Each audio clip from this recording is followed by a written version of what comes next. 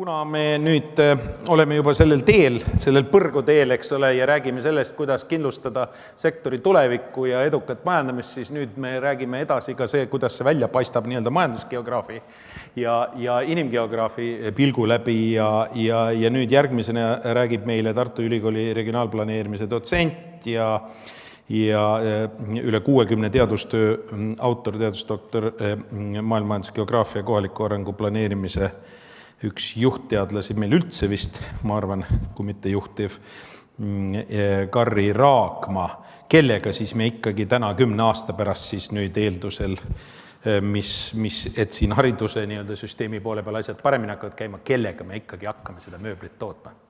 Nii et Karri, ole hea, räägi meile. Aitäh kiitmast, on mind kuulda, jah?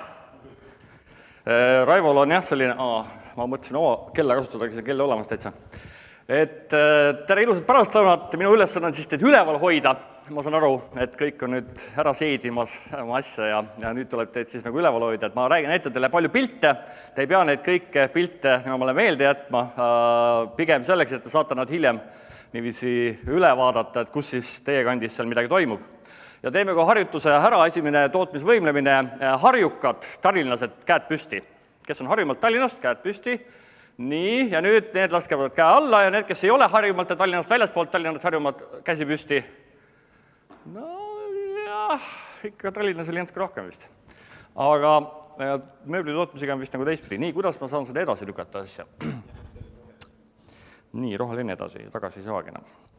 Need on siis jah, kellad noored poisid, kes selle klipi peal kindlasti jooksevad kohe agaralt õppima, asi palju nendest lõpuks jõuab. Ja nagu Helen ütles, et pilt ei ole väga ilus, eriti see lõuna pool, aga mina üritan seda nagu nüüd ümber lükata, et kohe näete miks.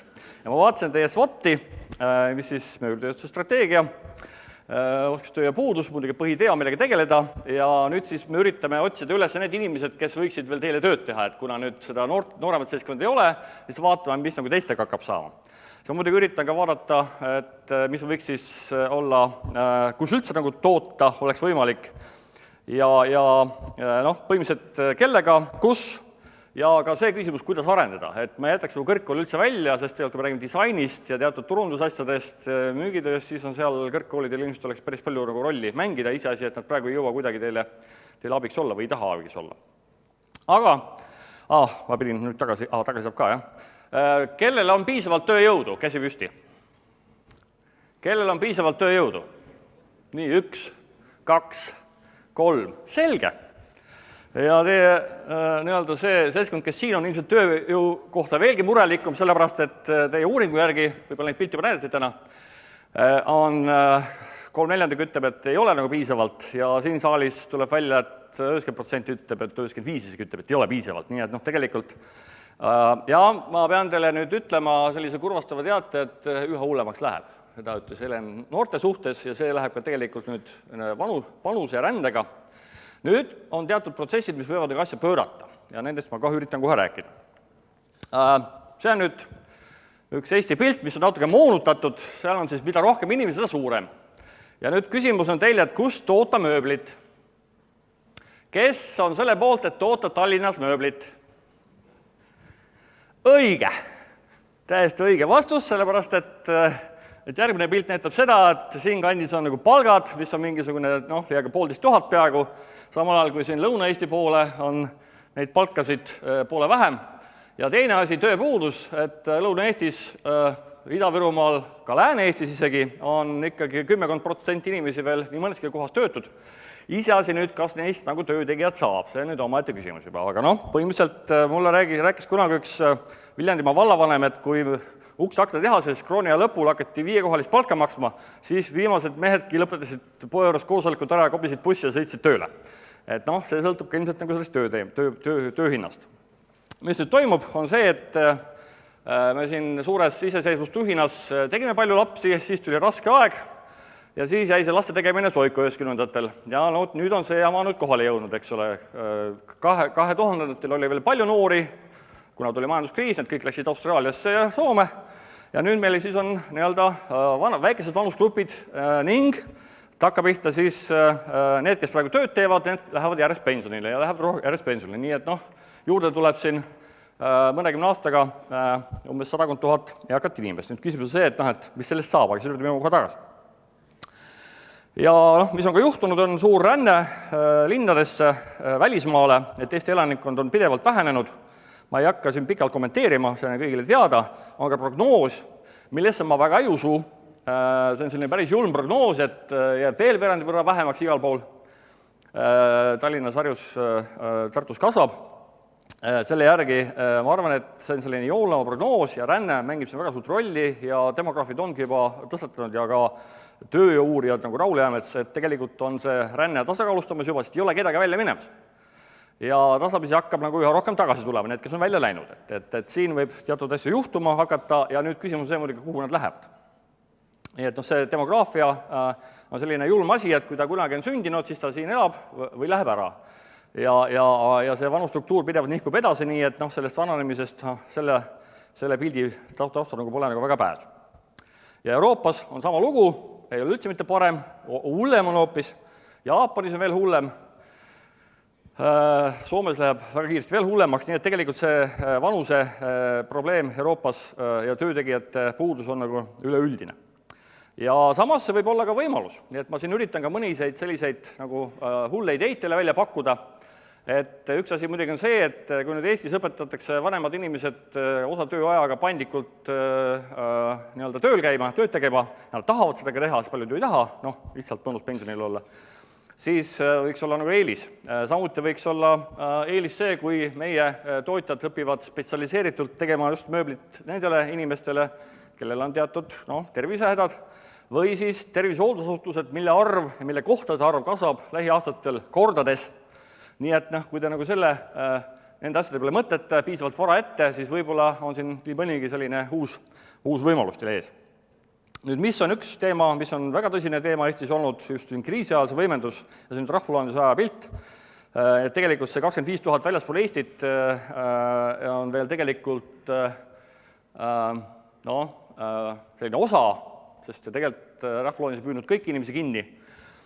Ja kui nüüd vaadata täpsemat, peenemat pilti, kandikaupa, siis on seal ka selliseid kohti, kus on 30% peaaegu inimesi ära sõitud, töötab mujal, eks. Ametlikult on Eestis hingekirjas, aga ta töötab kuskil Soomes tõenäoliselt, kõige rohkem Soomes, Austraalias oli täna ajalehes pikk jutt. Ja võite vaadata, et kus teil seal lähedal on, ja nüüd, kuidas need inimesed tagasi saada. Ja see ei ole nii, et kunagi oli see tulge koju või talendid koju, eks. 27 tükki tuli tagasi. Palju raha pandi, 27 inimesed tuli tagasi, samal aastal läks 6000 ära. Et see ei tööta. Et kuidas seda teha?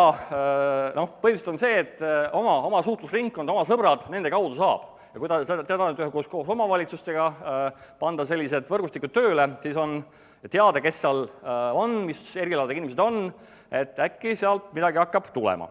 Ja muidugi teha kõik võimalik, et neil oleks lihtne tulla tagasi. Üürikorterite küsimus, lasteaiakohad, paljuski inimesed tulevad ja nad on ukse taga, seal käivad mööda linnavalitsusest kooli ukse taga, kooli ukse taga linnavalitsuse ukse taha ja midagi nagu juhtub. Nüüd sisserände, sellest tuleb kohe järgmine ettekanne, aga ma olen selle asjaga seal välismaal natuke kokku puutunud oma kolleegide juures, mõned sellised kiired vihjed, et mitte mingil juhul ei ole hea mõte, kui teil on punt ühest kohast näiteks, ja siis te saate omale kohe võitlusgrupi seal, pereinimesed on kindla peale minek, kohe inimesed oma võrgustikesse kaasata, ja ka, et oma inimesed oleksid sõbralikud. Et see on ka väga oluline, et ei tekiks sellist vastasseisu algusest peale, et kohe võetakse punti, kui nad õlut ei joo, on musulmanid, eks ole, siis on see selleks, aga võib-olla õpivad saunas käima ära, eks ole, meeldib neile see kalal käimise, eks ole. Et selles mõttes tekitada, et see ei ole üldse, Saksamaa tegi praegu küll pingutus üle oma kutsumisega, aga see ilmselt üks variant on. Nüüd kokkuvõtteks siis, kus neid uusi töötajaid saada, üldplaanis. Kõigepealt siis kõige odavam, kõige parem on oma inimesed koju kutsuda. Siis tuleks õpetada ja leida võimalus, kuidas vanemaid inimesi rakendada, inimesed ei saa neid täis. Siis on muidugi sellised trikid, et on ilus firma kuskil Rumeenias ja siis seal töötavad poolakad ja mitte poolakad, aga kuskilt Ukrainast ja siis edasi, eks ole. Aga see on selline lühiajaline ja see ilmselt väga ei ole. Siseränne on tänasel päeval lukus üsnagi, sest inimesed saab kolida, kohe ma räägin sellest rohkem. Ja mis on järgmine teema nüüd, et kus need Eesti inimesed siis on? Et kui me vaatame seda hõive määra, siis on näha, et siin see lõuna pool on seda rahvast metsade vahel küll, kes nagu on tööta. Iseasi nüüd jah, et mis on see nende kvalifikatsioon ja töö tegemise tahe, et see nüüd omaette teema. Ja mis on veel oluline teema, on see, et 10 aasta pärast on meil natuke teine vanustruktuur, et kui praegu noored jooksevad linna karjääri tegema, tahaks õppima, siis 20 aasta pärast, 10 aasta pärast inimesed, üha rohkem on neid inimesi, kes tegelikult otsivad omale rahulikumatele kohta, tahavad nagu lõdvemalt võtta. Ja siin jällegi küsimus, kus nad asuvad, eks ole. Et mõned pildid selle kohta, et see ongi selline rände muutus, eks ole, praegu meil on need noored on suures grupis ja mida aeg edasi, seda rohkem nad vananevad ja siis tekivad neil teised eelistused. Samal ajal on meil palju autosid, kõik muudkui sõidavad, üha rohkem sõidavad, natuke on veel ruumi nagu tagavanta võtta, aga mitte palju. Ja räägitakse sellisest asjast nagu tootmisjärgsusest. Et inimene noorest peast tahab karjääri teha, vanemast peast hakkab rohkem keskkonda eelistama. Ja siis tekib selline teise kodurahvas, Valdur Mikita räägib sellest, olete lugenud lingvistilist metsa, mis see eestlase loomus on, eks ole, tahab nagu metsa vahel olla aeg-ajalt ja mida vanemaks saab, seda rohkem tahab.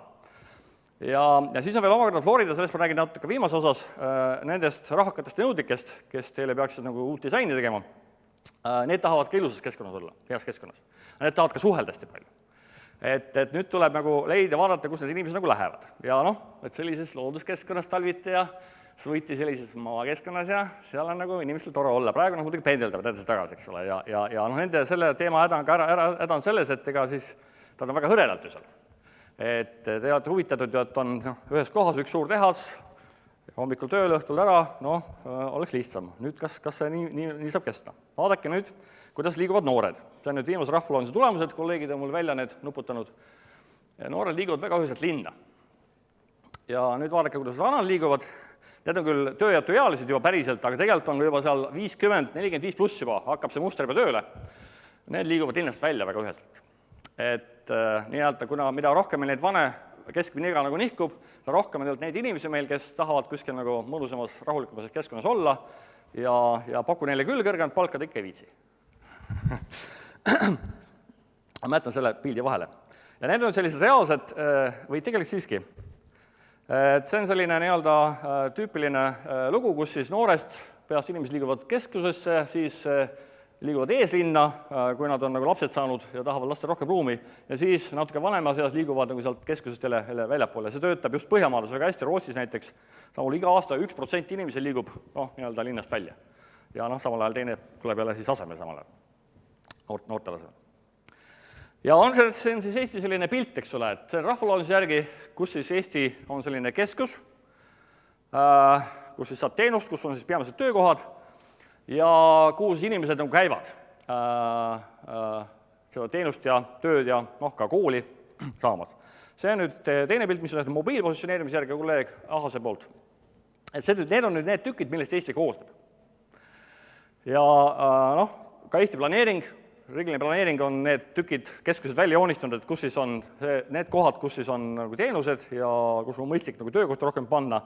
Ja siis on need sellised umbes pooletunnised sõidualad, mis on selline mõistlik rände või nii-öelda sõitmise aeg.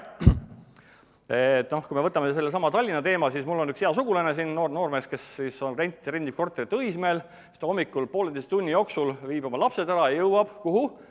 Kuusalu valda tööle, ta tegeleb pehme mööbliga, püstoliga töötab kõvasti. Nii, ja õhtul siis 1,5 tundi sõidab tagasi. Ja miks ta peab seal? Ta on muidugi pärit Võhmast. Võhmas on korterid küll, seal odava hinnast, korralik kool, miks see tehas võiks seal olla näiteks? Hea küsimus. Ja siin on mõned pildid nüüd sellest, et millised sellised reaalsed tööturalad, et kus sealt siis palju inimesi leida võib, ma ei hakka siin praegu peatuma, aeg jookseb, aga kui me võtame siin 5000 elanikku, et siis te võite seal eeldada, et sealt te saate 50 inimest omale tööle leida ehk. Ja kui on üle 10 000 elanikuga toimealad, siis sealt saate äkki 100 töötage inimesed. See on praegu väga suvaliselt võetud, ma ei tea täpselt, kuidas see mööblilisterite suhtes see proportsioon on elanikkonnas, aga teatud numbrit ta teile alla annab. Veel üks teema. See on selline naftateema, eks ole, et nafta hind langeb praegu, aga ärge muretsege, nagu Jüri Mõis ütleb, et ega kiviaeg sellepärast otsa lõppenud, et kivid said otsa. Kivid on siiamaani alles. Aga kiviaeg enam ei ole ja naftaajastug on sama lugu. Et nafta otsa ei lõppe, hind võib isegi odavaks minna, aga mis meid nagu muretsema paneb, on see, et see temperatuur tõuseb kogu aeg, sajandi lõpuks 2 kraadi ja kui midagi ette ei võeta, kuni 6 kraadi ja kui 6 kraadi tõuseb, siis, oi jumal, hoia selle eest, siis kolige ruttu sealt mererest ära, Tallinnast ka. Ja mis on nüüd ka teema, et suurlinnad tegelikult on oluliselt energiakulukamad. Et kui me räägime roheenergia tootmisest, siis selle sindri naha jaoks on vaja ruumi. Seda nagu sellises kohas nagu ei tooda mitte kuidagi. See on Tokyo muideks. Muideks nad vajavad väga palju mööblit, ilusat mööblit. Et sinna võib seda saata küll ja kui piimatootjad suudavad sinna ennast müüa, siis ma arvan, et ka sinna. Ja sellega seoses on nagu, nüüd tuleks 2 asja, üks on tööjõu sättesaadavus ja teine on energiahinnad tulevikus.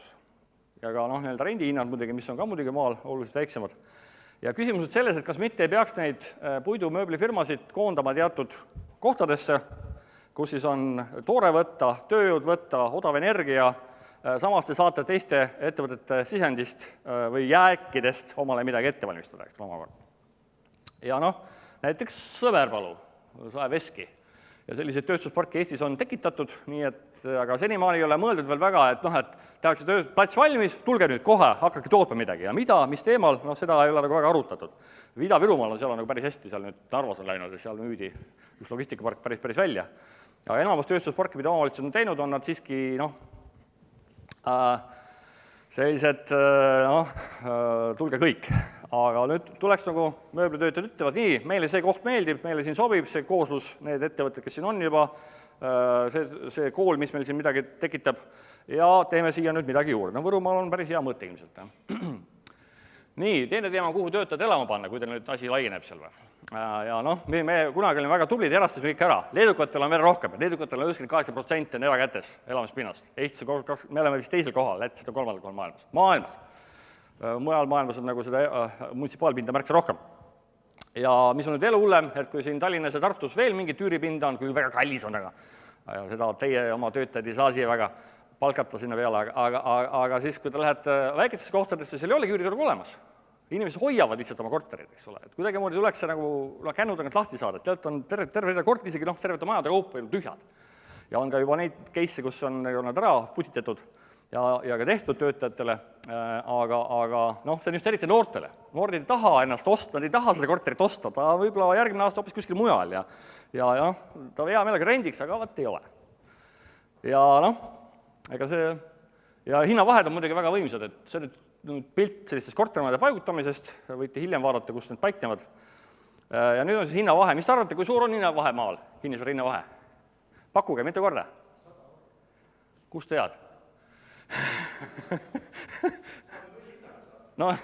Ei, seda küll, aga põhiliselt on ka täiesti sellised elatavad majad veel, kuigi nad kõige paremad ei ole. Et jah, Võrumaal ja Saaremaal umbes sama suur maja ja hind on sama 100 korda.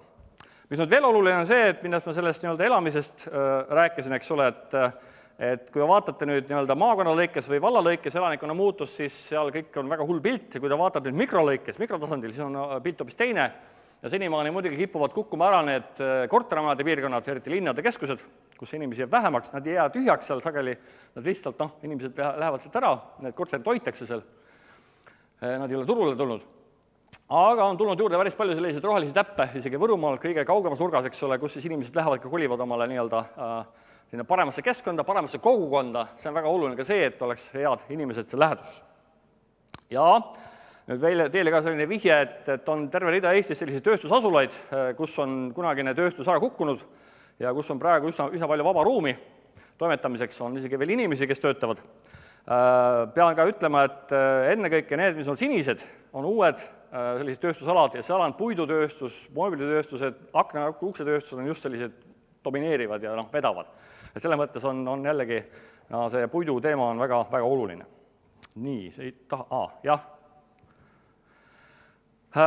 Nii et füüsiline tootmine Tallinnas, Tartus, Mission Impossible, ilmselt ka Pärnus, Kuressaares on juba seal midagi muud, seal tehakse laevu ja igas ägedaid asju. Aga ma kujutan ette, sinna lõuna poole tasuks nagu vaadata. Ja nüüd on siis järgmine teemal mikroklastrid piirkonniti. Et kuidas lisandväärtus kasutada, et üks on see, et te toodate, aga eks pead ka küsitluse tegema, aga aeg jookseb. Allhange valdab ja ei ole lihtne minna välisturule, eks ole, et see on selline raske teema. Samuti, mis on arenduse teema, ka 3/4 ütleb, et tegeleme oma jõududega. Äkki peaks kuidagi kamba peale ja kuidagi neid tarke nutikaid inimesi, kes välja mõtlevad häid asju, juurde haarama omale. Ja kuidas seda teha, on siis selline ilus poiss Ameerikast, Richard Florida, üks väheseid teadlasi, kes on suutnud omale eralennuki, sõidab ringi eralennukiga, nagu Ameerika president niiviisi käib showsid tegema. Tõeliselt äge vend. Aga ta on mõtelnud ka päris ägedaid asju välja. Hiljem lugege, mis on vaja selleks teha, et nutikatele inimestele meelepärane olla. Ma ei hakka siin neid kommenteerima praegu pikalt. Aga sellest on ka juba India ja hiinlased aru saanud, eks ole, et nutikate talentide jaoks on vaja spetsiaalset keskkonda. Ja kuidas neid siis tuua? Et üks on see, et nendega tuleb rääkida. Et nad sageli on hoopis teistsugused tüübid. Ja nendega tuleb suhelda ja neid tuleb tunnustada ja ma ei tea, võite oma liidus äkki mingeid selliseid eraldi disainereid auhindu ja võib-olla on juba, aga neid tekitada, eks ole. Võtke nad messidele kaasa ja las nad teevad mingisuguseid ekstra, ma kunagi üks Rakvere poiss tegi sellise saksofoni moodi tooli, pani sinna hästi mitu kihti lakki peale ja see müüdi vist päris mingi 18 000 temmi eest sellel maha, päris nagu, laske neile selliseid asju teha, eks ole, riik jagab ka innovatsiooni osakuid selliseid asju, eks ole, et tegelikult on siin päris palju võimalust nendega nagu linki saada ja mis neil eriti meeldib, on see, et neile meeldib pesades, neil meeldib koos olla, neil meeldib omavahel suhelda, neil meeldib omavahel koos ägeda asju välja mõelda. Ja kus neid teha? Kes teab, mis see on? Kõik teavad? Kõik teavad, väga hea. Oli test. Et tegelikult on siis Võrusse selline üks keskus, nagu puidukeskus on kujunenud. Võib-olla peaks ka midagi tekitama Viljandisse, Tartusse, kui räägime IT-st, et tänu sellised nagu regionaalsed spetsialiseerumised. Ja ongi küsimus, et kus see disain peaks tulema. EKA muidugi, Kunstiakadeemia, nüüd Kultuuriakadeemias seal ei ole päris täie eriala, et on seal rahvuslik ehitus ja käsitööseltskond ja äkki saab sinna veel midagi juurde tekitada, see siis Lõuna-Eestis lähemal, seal loovseltskond, Viljandis väga äge seltskond olid. Turundus muidugi, Tallinnas, mujalt ikka väga ei turunda vist, eks ole, et siin on see pankade lähedus ja kontaktid ja kõik muu. Tehnoloogia, Võru Väimela on äkki veel mõned keskused, kuhu võiks neid. Iseasi on see, et mida kontsentreeritum see tehnoloogia, know-how tsenter on, seda parem. Ja omamoodi on IT-lahendused, et kuidas olla turgudel, kuidas müüa ennast veebis, mis on väga oluline teema, kuidas saada oma bürokraatia lihtsamalt jooksma, kasutades siis lihtsamaid lahendusi. Et kõik see pool. Nii, et selline ilus puitmaja ja köögimööblit toodet Eestis vähe millegipärast. Lasta ligi või? Aga mis oleks, kui, üks hull idee jälle, mis oleks, kui, vaadake väljapoole, et kui nüüd puitmajade vennad ka juurde võtta, tekstiiliomad, kellel on ka natuke raskusi, kuigi kodutekstiil läheb hästi veel praegu, eriti suurtel firmadel, IT-omad ka. Ja teha selline nutikas, ägedalt disainistud, hästi sisustatud, tõeliselt selline ilus majakene ja panna seda Norra mägedesse püsti, eks ole, ja siis niiviisi võitleb kätte. Mitte ainult maja, aga täis sisustusega. Tähendab jälle muidugi liidujuhtidelt sellist asjatamist, aga sellest itaallased muideks teevad, need, kes seal Sassuolos on selline keraamiliste seinaplaatide klaster. 80% Itaalia toodangust tuleb sealt, 60% vist Euroopa toodangust kogunisti. Nemad teevad täislaks vainituvasid, täisdisainid. Nii et võib-olla on midagi mõtled. Viimane slaid, ajaga hakkama saanud. Nii et kus siis kellega mööblit toota? Toome tagasi inimesed ja püüame kuidagi, ütleme, see ei ole jällegi ettevõtja asi, aga teil on ometi tuttavad seal koha peal, nendega saab suhelda, omavalitsused kuidagi mobiliseerida, luua selleks tingimused, et nad saaksid tagasi tulla. Siis nüüd on küsimus selles, milline see tootmise struktuur on. Ja ma olen mitmete väikefirmadega rääkinud, kus on seal 5 inimest, 6 inimest, 10 inimest, eks ole, ja väga stabiilne, Antslas näiteks. Või ole küll mööblitootja, on üks teine firma, aga väga stabiilne, tüübid on koha peal alati, kuhuli mujal tööle minna ei taha. Küsimus ka selles, et millised on need struktuuriüksused.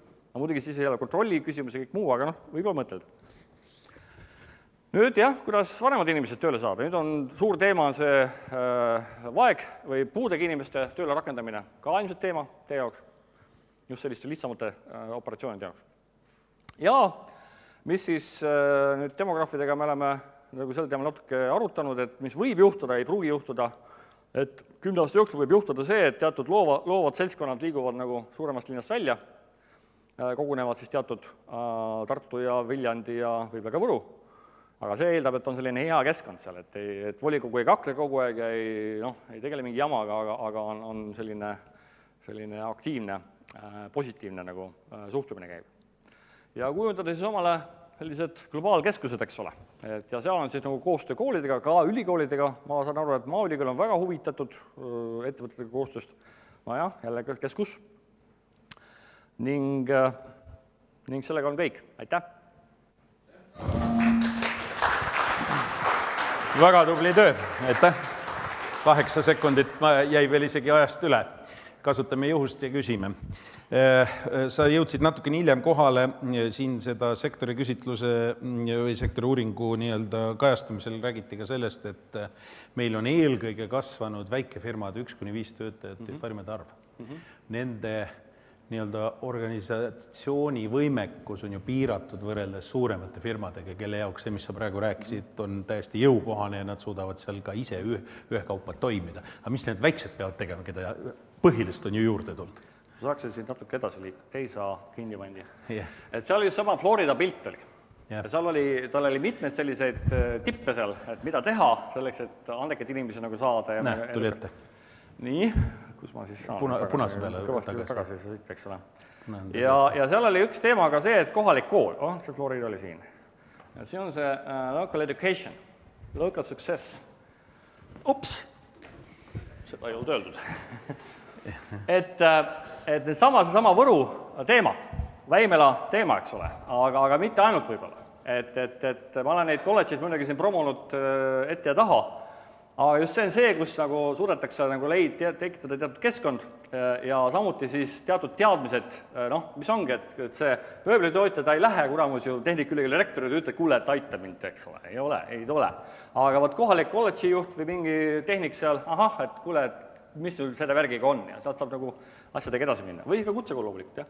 Et kutsekooli taset ikka oluliselt tõsta, et nad oleksid rahvusvahelisemad, suudaksid nagu seda ja siis omavaheline mõnegi koostöö ja kohalike ettevõtluskeskuste rakendamine, et sinna on võetud ka nüüd tööle küll piirkondlikult ka investorteenindajad, kes siis nagu välisinvestoritega peaks rohkem tegelema. Et ikkagi oma sellised piirkondlikud struktuurid, mille läbi saab siis ennast niiviisi ja valdkondlikud struktuurid, mille kaudu saab siis ennast müüa, partnereid leida, hankeid teha ja nii edasi. Kui nüüd spetsialiseeruda. Me päris hommikupoolikul rääkisime ka sellest, kuivõrd vähe on veel tegelikult mõjutanud, ka küsitlustulemus seda uuringu tulemust näitasid, kuivõrd vähe on veel prioritiseeritud disaini poolt. Samas sa siin nagu ühe ja teise nurgalt tegelikult lähenes selle samale, eks ole. Et tegelikult hakkab üha rohkem nagu see kreatiivne pool looma, mitte isegi see puhas tööstuslik element, eks ole. Kus ta siis lõpuks tekib? Meil on siin esineja, kes on teinud eestlastega juba koostööd ja kes teeb üle maailmas, eks ole, asju. Meil on vaja nagu välja minna ka, me ei saa ainult oma ekade peale, väga vabandan, loota. Mis teha on vaja? No jah, see on hea küsimus. Siis peaks nagu ennem teadma sellele vastata, et mis on enne tehtud siiamaani.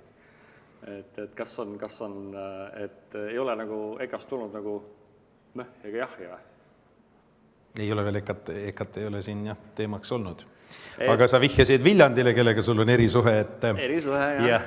Et kas see sinu programmis oli näiteks see sama skoobi laiendamine? See üks idee oli seal programmis sees, jah. Et teeme vähem teatrit ja rohkem mööblit oli selle asja nimi. Et see tõenäoliselt on üks asi, üks Eesti valikuid, mida nagu me veel ei ole päris lõpuni jõudnud läbi mõelda. Aga head teatrit tuleb ka teha, sest see klipp näitas, et head näitlejad ja teater annab ka väga palju võimalusi, eks ole, ka mööbli ja kõige muu jaoks. Kohalikud omavalitsused, sinu ja minu lemmikteema. kohalike omavalitsuste puhul, eks ole, see elamispindade teema, see planeeringud, soneeringud, igasugused nii-öelda toetusskeemid, infrastruktuuride väljaehitamised, see on ju tegelikult see, millega ühel või teisel viisil ka tegeldakse. Aga teema on selles, et veel mingi 2 aastat tagasi linnavalla päevadel tõuseb üks omavalitsusjuht üles ja ütleb, aga milleks on ettevõtted vaja toetada, ettevõtlust vaja toetada, see on ju kahjulik. Siis võtab riik meil selle dotatsioonifondi maha ja me ei saa ikka mitte midagi, eks ole. Et see suhtumise küsimus. Et ma loodan, et sellest reformist, mis iganes kujul saab asja, et seda natuke lüüakse segamini. Aga küsimus on suhtumises, et tealt, isegi ei ole suuruses niivõrd teema, et on ka tealt väga väikesed valdasid, kus on väga palju tehtud ettevõtluse jaoks häid asju, Emmaste kunagi, mis pani täiesti uut mood nagu ettevõtluse käima seal. Aga lihtsalt need inimesed, kes sellega tegelevad niivõrd vähe. Ja nüüd ma saan aru, et ettevõtluskeskused, enamus neist vähemalt on nagu tahet täis teha, aga nad on sellised EAS-i nagu ripatsid rohkem seal, et nad niivõrd palju sõltuvad, teevad standardasju teevad, rohkem nagu postikontorid. Et rohkem oleks sellist proaktiivset lähenemist omavalitsuste poolt, et just seda nii-öelda süstida sisse, et mitte teie ei pea minema manguma omavalitsusjuhti, aga nemad tulevad, teate, et meil on selline idee, et mis te arvate, kui? Meil on tööstusala või meil on mingisugune nii-öelda ettepanek siin partneritega välismaal, eks ole, et kas te tahate ka midagi teha, eks ole. Et praegu mulle tundub, et liiderprogrammis ja kuskil mujal, eks ole, et rohkem käiakse nagu välismaal niiviisi, nii-öelda lõbureisidel, et Madeira ja mis seal veel on, eks ole, ilusad kohad, Kanaarid, eks seal käiakse nagu kogemuse vahetamas, et kurat, see ei ole nagu teema, et pigem tuleb ikka siin üle lahe minna, eks vaadata, mismoodi nagu naabrimehed siin hästi asju teevad, et see nagu töötaks paremini. Ja võtmesõna oli veel selliste regionaalsete klastrite ja sellega seoses ühe nii-öelda kandva infrastruktuuri elemendina kooli olemasolu, vastava ala kooli. Nii nagu Võru nii-öelda klaster toome näiteks. Või näiteks nagu laevaehitajatel on Saaremaale loodud ja see on ju teadliku poliitika neid võiks rohkem olla sealt. Sellise, et kas Viljandi võiks selle disaini peal olla, võib-olla see Põhja-Eestis võiks veel midagi olla, et praegu Rakverele otsitakse funktsiooni, ja tema häda ongi see, et tal ei ole seda kohalikku nagu juurikat all. Et see viitab sellele, et võiks nagu vaadata seda veel laiemalt, kui seni on tehtud, kus põhiliselt on see taandunud üksikute entusiastide ja või organisatsioonide ala mõned koolid ja nende direktorid või ja kohalikud omavalitsused või ja nende juhid, eks ole. Etska vist räägib küll ülikooli tasandil on see triple helix või kolmik helix, eks ole, kus on siis ülikool, kool, ettevõtjad ja siis nagu omavalitsus, eks ole, selline koostöömudel. Et praegu siin sageli ta jääb ühe või kolmanda või teise nii-öelda huvipuuduse vähem. Kas neid slaide, mis sa näitasid, neid me saame kõik hiljem järgi vaadata ka? Ma usun küll, jah. Et mul väga vist copyrightiga probleemi teki. Jah, väga hea. Suur tänu, Kari. Aitäh!